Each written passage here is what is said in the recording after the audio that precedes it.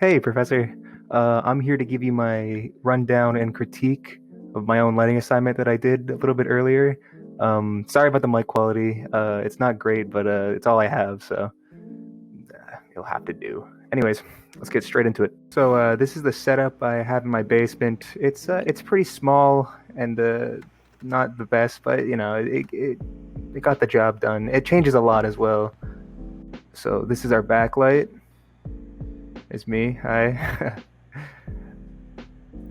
This is our fill light. It's a cooler light than the others. And then this is the key light. Here's what my lights look like when they're turned on. The fill light is a little bit more blue than both my key light and backlight. To critique my own work here, I think that I should have put a piece of wax paper over top my key light, just so that the harshness wouldn't have been so noticeable. If it were just a little bit softer, I think it would have turned out better. Anyways, here's my 3-point lighting.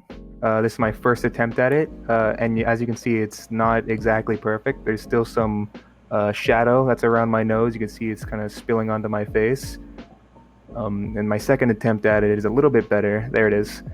And if you were to desaturate it, you should be able to see my entire face. There shouldn't be any shadow on it, so let's just give that a try. There you go. See, I think that looks pretty good.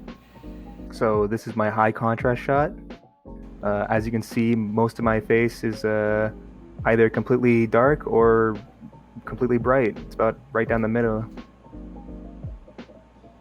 And then in this next shot here, it's me just moving the key light around, trying to see if I could get a better look at any of those imperfections.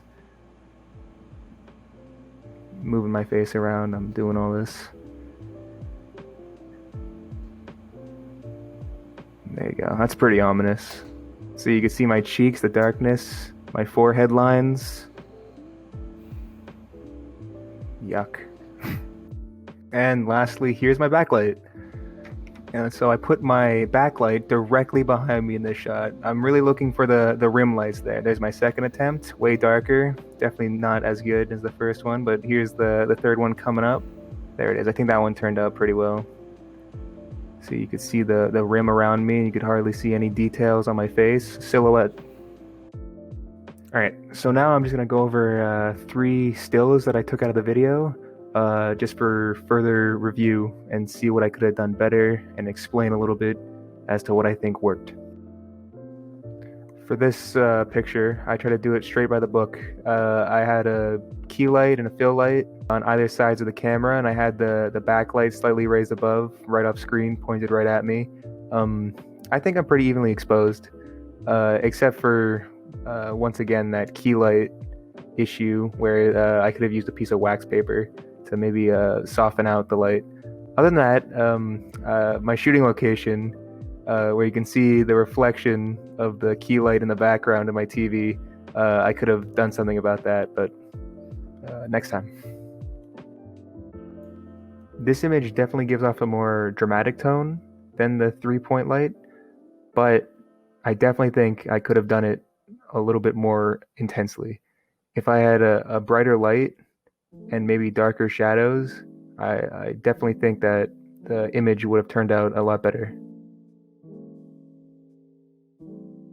So this image is definitely a backlight. You could clearly see my hair, neck, and shoulders all being illuminated by the light that's directly behind me, while there's little detail to my face.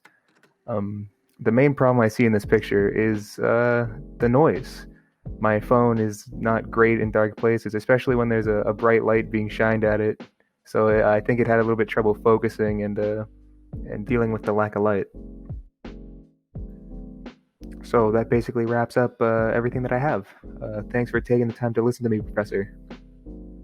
See you in class.